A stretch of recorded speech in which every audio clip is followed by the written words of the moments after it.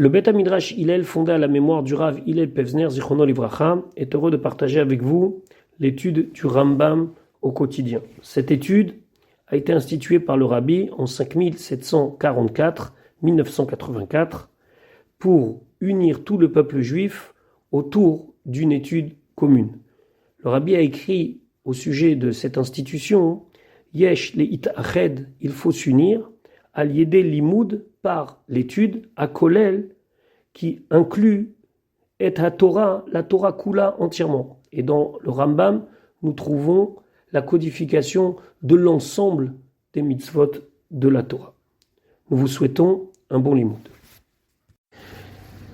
Nous allons maintenant étudier notre 49e shiur depuis la reprise de l'étude du Rambam au quotidien au rythme d'un pérek par jour, d'un chapitre par jour. Nous commençons aujourd'hui Ilchot Teshuvah, donc les lois du retour vers Dieu. Dans Ilchot Teshuvah, il y a 10 prakim, et à la fin de ces 10 prakim, de ces 10 chapitres, nous aurons conclu le premier livre du Mishneh Torah, le livre de Mada. Donc Ilchot Teshuvah, mitzvah atse achat, il y a une seule mitzvah positive, vei sheyashuv achote mecheto lifnei Hashem. C'est que celui qui a fauté, sheyashuv, donc qui fasse Teshuvah, qui se repente de sa faute, l'ifnei Hashem. Il va revenir vers Dieu. Veid vadé, et il devra faire vidouille. Alors vidouille se traduit en français par confession. Ce mot, il a été énormément galvaudé. Donc, on va employer tout le temps le mot vidouille. À quoi consiste le vidouille? C'est-à-dire de prononcer des mots qui reconnaissent notre faute, mais devant Hashem, pas devant un homme. Ou béou mitzvah zou, et l'explication de cette mitzvah, Ve'ikarim anigrarim ima, et les principes fondamentaux qui découlent de cela, Biglala, à cause de cette mitzvah de tchouva, Beprakim elou, vont être expliqués dans ces prakim-là. Pourquoi? Parce que, à part la mitzvah de tchouva, qui a priori ne peut pas prendre 10 prakim, il y a quelque chose d'autre. On voit par exemple que toutes les bases de la prière chofshit, c'est-à-dire du libre arbitre, vont être expliquées dans l'Ilchot Teshuvah par le Rambam au Perek He et Vav, au 5e et au 6e chapitre. Et on va aussi parler de toute la force du Nefesh qui vit dans le corps, comment cette mitzvah de Teshuvah est liée au Nefesh, et ça c'est pour le 8e chapitre. Donc le Rambam dans l'Ilchot Teshuvah, il va aussi rentrer des notions qui sont très importantes, et pas uniquement nous donner les contours halachiques de la mitzvah de Teshuvah. Halacha Aleph. Celui qui fait Teshuvah, il doit, comme on l'a dit, faire vidouille. Je vais traduire encore une fois vidouille par confession. Donc le Rambam va nous expliquer qu'est-ce que le vidouille. Kol ha-mitzvot sheba Torah, toutes les mitzvot qui sont dans la Torah. Ben aseh, que ce soit les mitzvot positifs, où Dieu nous dit tu feras. Par exemple, on doit sanctifier le jour du Shabbat. Ça veut dire aujourd'hui, concrètement, ça veut dire faire kiddush. Ben lotaseh, ou que ce soit des mitzvot négatives. Tu ne transgresseras pas le jour de Shabbat, tu ne travailleras pas le jour de Shabbat. Imavar adam alachat mehem, si un homme il a transgressé une de ces mitzvot, ben bezadon, que ça soit bémézid, ça veut dire volontairement et en toute conscience. Ben bishgaga, ou bien qu'il a agi par erreur ou sans savoir, kesheyase teshuva, lorsqu'il va faire teshuva veyashuv, et il va regretter son acte, mecheto, donc de sa faute, chayav les idvadot, il est chayav de faire vidouille. Donc, ici, le Rambam, il a l'air de nous dire qu'il y a deux choses ici.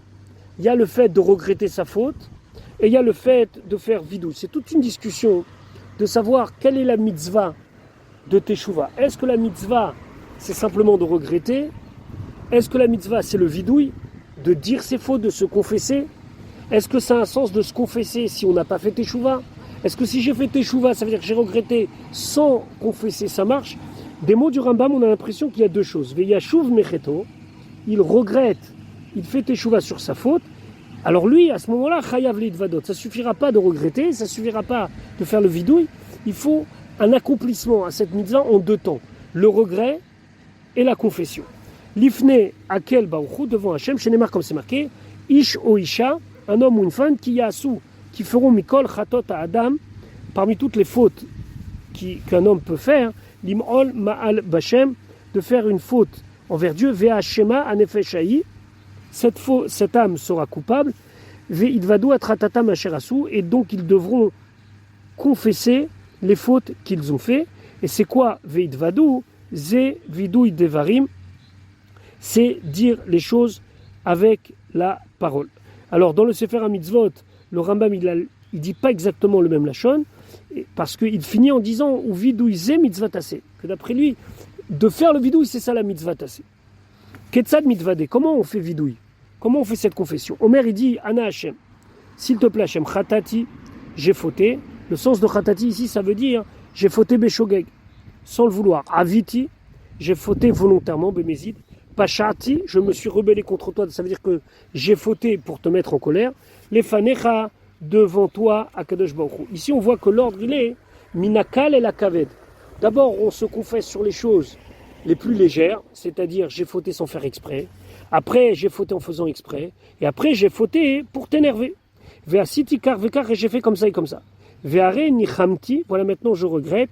Ou boshti, et j'ai honte bemaasai de mes actions. Donc, ou les olam eni choser les davarze, et plus jamais je vais revenir à cette erreur-là. Donc, il y a une notion de charata, de regret, mais aussi de azivatachet. Ça veut dire j'abandonne et je décide de ne plus jamais agir de cette manière-là.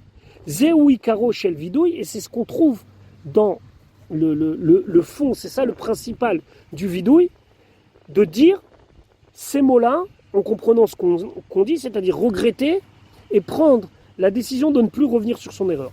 Tout celui qui s'allonge dans son vidouille, dans sa confession, et qui donne le plus de détails, donc il n'est pas obligé simplement de dire ces mots, c'est pas abracadabra, il peut pachot dans son vidouille, inclure exactement ce qu'il a fait comme faute, etc. À Rezé Shubach, le Rambam dit, et c'est quelque chose de bien. Chataot ve'ashamot. Maintenant, ceux qui étaient chayav au temps du Beth Amikdash, ils étaient obligés d'amener un korban chatat. Korban chatat, c'est par exemple lorsque quelqu'un il avait mangé quelque chose qui était interdit à la consommation, il ne savait pas que c'était interdit. Il a confondu. À ce moment-là, lui, il pouvait se faire pardonner par un korban chatat, ou des fois par un korban hacham. Dans les deux cas, ce sont des korbanes qui sont des korbanes, des sacrifices, des korbanot expiatoires.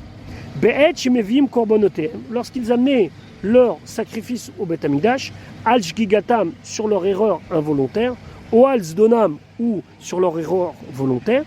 Et ce moment-là, on ne parle pas dans des cas où, lorsque quelqu'un il a transgressé volontairement avec des dîmes, avec des témoins, etc., où ça peut aller jusqu'à la peine capitale, non pas qu'il est chayav d'amener un korban. En mitkaper laem bekorbanam, ils n'auront pas de kapara, ça veut dire qu'ils ne seront pas expiés de leur faute avec ce sacrifice, Hachiyasu tshuva, jusqu'à qu'ils fassent tshuva, donc qu'ils regrettent, veidvadou, vidou idvarim, et qu'ils vont dire, ils vont confesser par la parole, chez Neymar, comme c'est marqué concernant le korban khatat, veidvada, asher khata alea, il devra faire le vidouille, se confesser sur la faute qu'il a fait.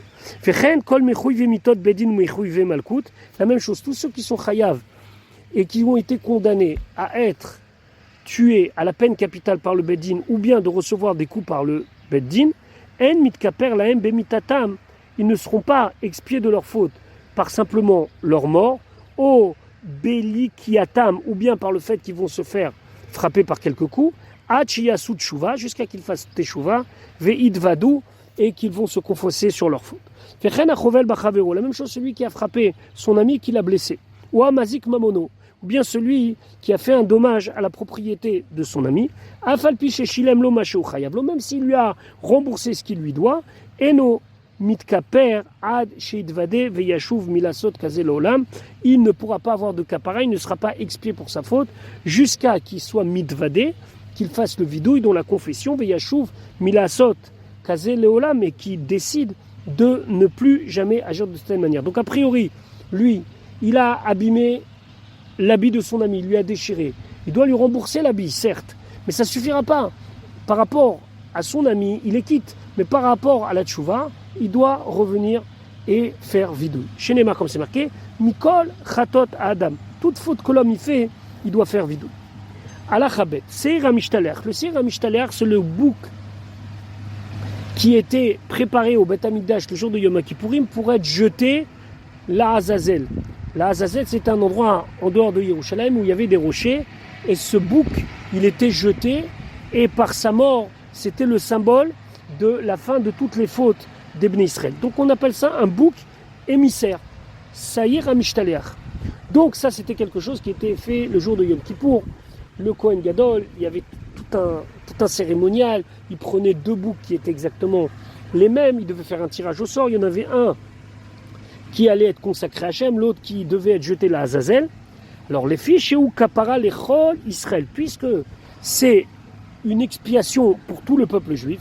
Kohen Gadol, le Kohen Gadol mitvade alav, il devra lui faire la confession pour tout le peuple juif, le vidouille al leshon kol Israël, en incluant tous les Bnei Israël, c'est-à-dire qu'il va faire une confession au pluriel.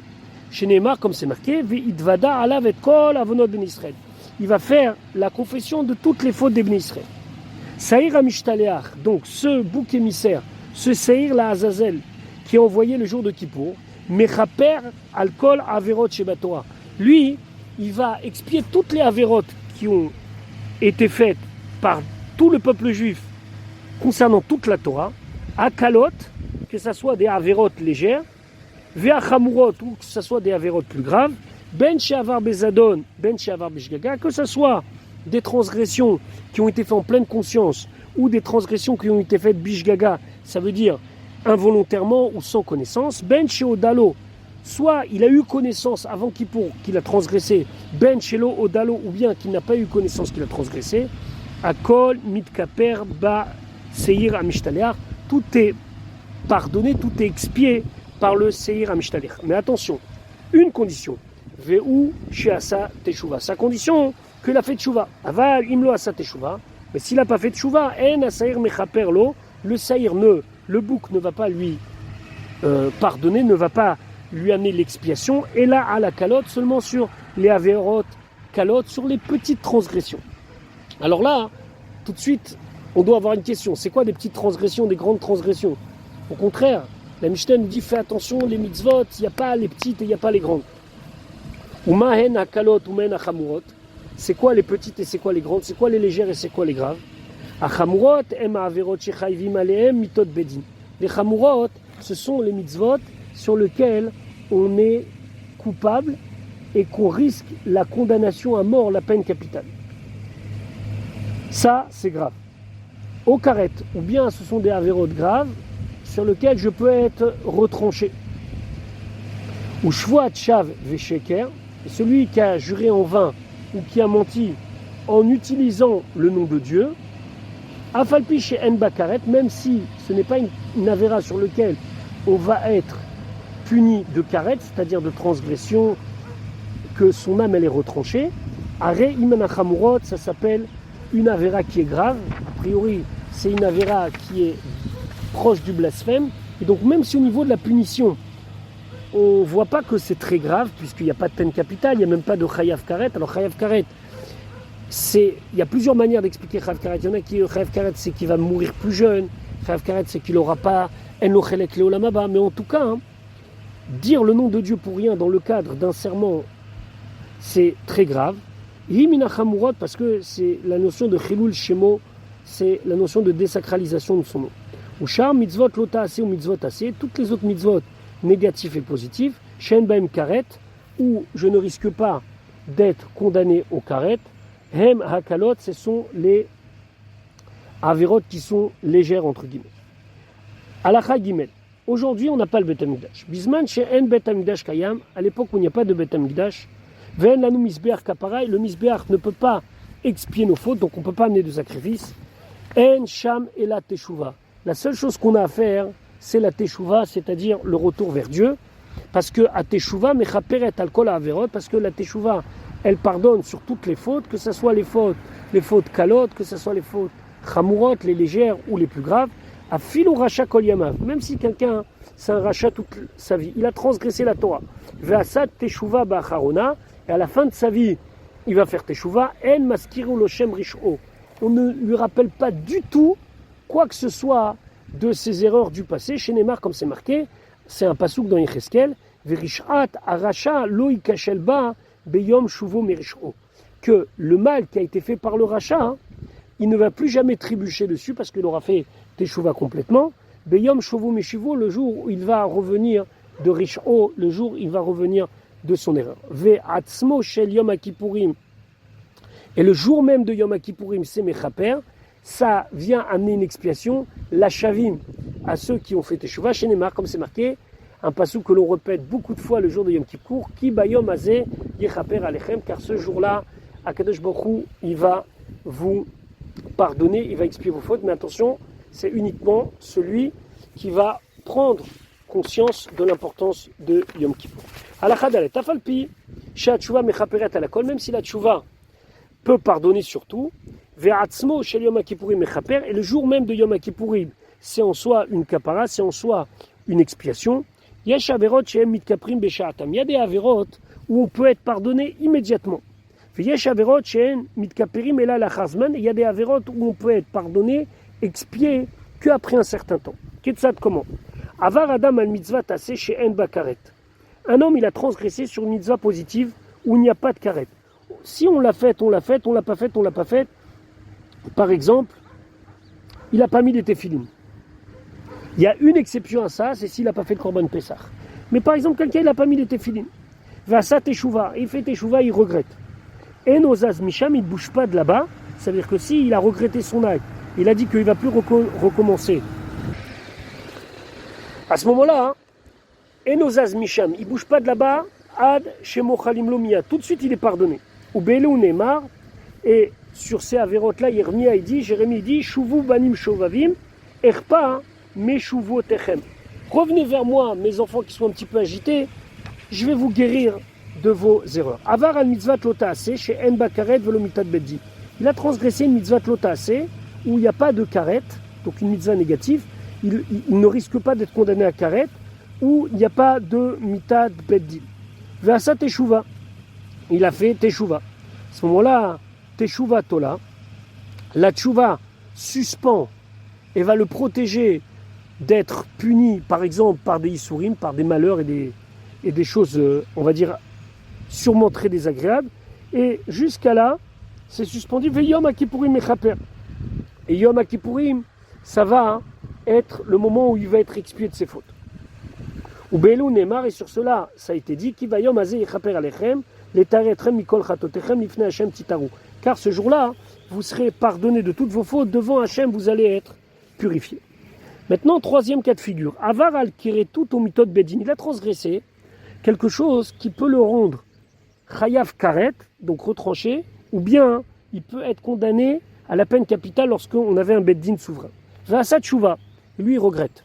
À ce moment-là, tshuva, ve yom kippourim tolim, la teshuva et yom kippour vont suspendre, ils vont le protéger des yissourim, des malheurs, ve yissourim abaim alav gomrim lo akapara. Mais au final, il va être obligé de souffrir dans ce monde pour qu'il ait sa kapara, qu'il ait son expiation totale. Ou leolam en mitkaper lo kapara gmura, et il ne pourra jamais être vraiment expié de sa faute ad sheyavo ou alav yissourim, tant qu'il n'aura pas reçu des yissourim. Ou ve'elu neemar, et sur cela c'est dit, ou fakadeti beshevet pisham, ou vnegaim avonam. Je vais donc les frapper pour leur faute. Venegaim avonam. Alors qu'est-ce que ça veut dire? Qu'il y aura des Issourim. Les Issourim, c'est pas lui qui va se les provoquer.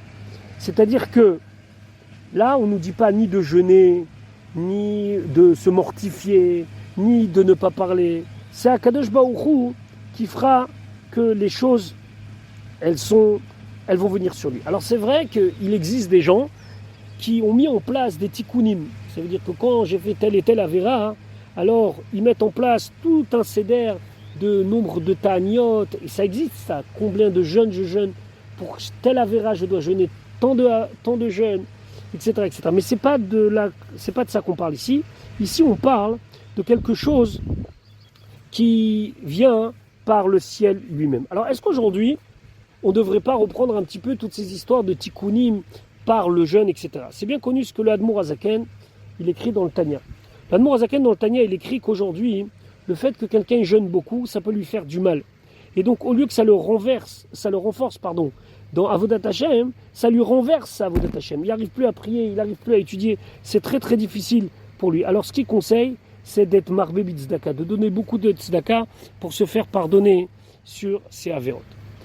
Le Rambam il continue, il dit Bamed Varim Amurim, dans quel cas on parle Beshelo Chilel et Hashem Be'ed She'avar. On parle de quelqu'un qui n'a pas fait Chilul Hashem au moment où il a transgressé la Vera. Aval a Mechalel et Hashem, celui qui a fait Chilul Hashem. Ça veut dire que par son acte, il a désacralisé le nom de Dieu. Et les gens ils disent tu vois, quelle personne il a fauté, c'est honteux. Par exemple, on a vu ça précédemment, que si quelqu'un c'est un Talmid Chacham, quelqu'un qui représente la Torah, alors si lui il va mal agir en public, c'est un Chilul Hashem. Donc s'il a fait une avéra et que ça a entraîné un Chilul Hashem, Afalpi She'asa Tshuva, même si lui il a fait Tshuva, Vegia Yom Kippourim, le jour de Yom Kippour est arrivé, Veomed Bit Tshuvato, il reste dans sa Tshuva, ou Baou Alav Yisurim, et il a eu des malheurs, ça suffit pas. Enomit Kaper lo Kapara Gmurat Yamut, il ne pourra pas avoir de Kapara final tant qu'il ne sera pas mort. Et la Tshuva ve Yom Kippourim ve Yisurim, il y aura Teshuva, Yom Kippour, et les malheurs, Shloshtam Tolim, tout ça, ça suspend, ou Mita Mechaperet, et c'est à sa mort qu'il sera véritablement expié de sa faute. Chez Neymar, comme c'est marqué, Venigla Beoznai Hashem Tsevakot, Im Yechupa Reavon Azelachem Atemotum. Le Navi dit comme ça, j'ai entendu de mes oreilles, c'est Ishaïa qui parle, qu'Akadosh Baruch Hu, il dit qu'il y a des fautes qu'il ne pardonne pas jusqu'à que la personne, elle meure. Donc, il y a des avérotes qui jusqu'à aujourd'hui ne sont pardonnées que par la mort de la personne. C'est la raison pour laquelle, avant que quelqu'un quitte ce monde, il y a tout un céder de vidouille à lui faire faire, etc. pour qu'au moment de sa mort lui soit une kapara définitive. Voilà donc pour notre Pérec, on se retrouve très très vite pour la suite de l'étude de l'Chot Teshuvah.